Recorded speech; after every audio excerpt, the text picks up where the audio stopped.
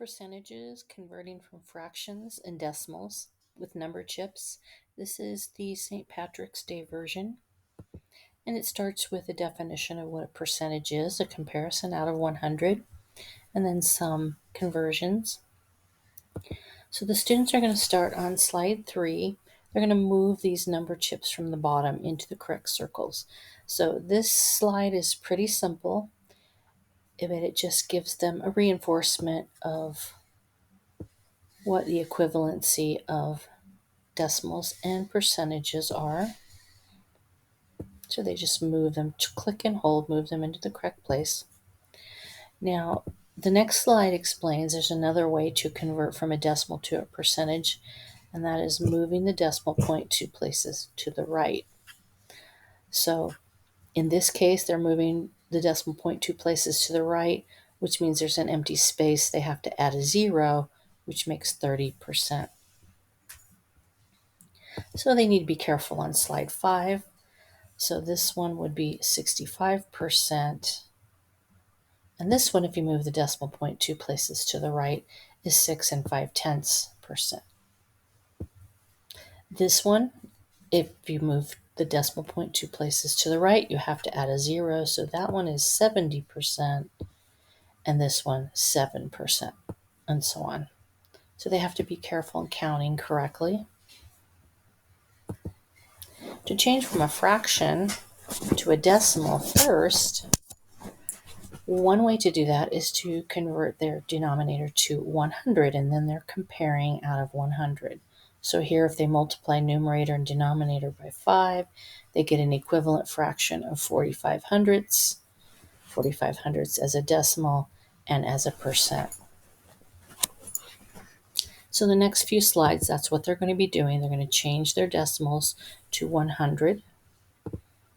So here they would just click and hold on 100. So they're multiplying by 5. That means 6 times 5 would be 30. That would be 30 hundredths, 3 and 0, 30 hundredths, and 30%. So they're going to be using every single number chip on each slide. So they've got more to practice.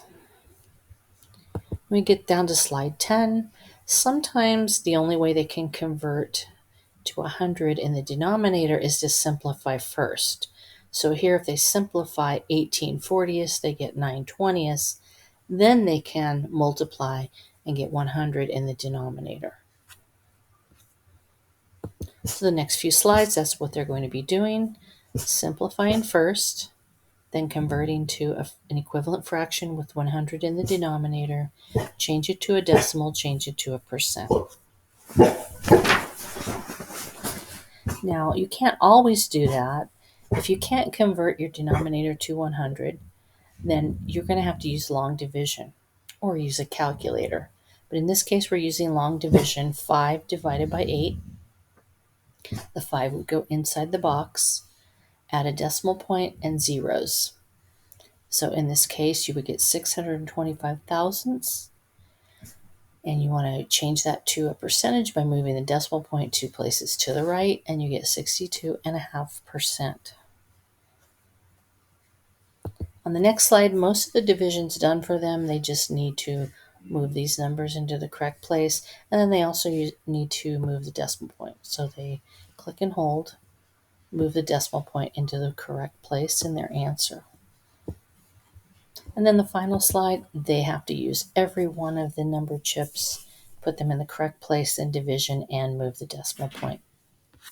All of the completed slides are on here for the teacher. So if you want to assign this to the students, just come up here to File, make a copy of the entire presentation, and then for the student copy, just delete the completed slides.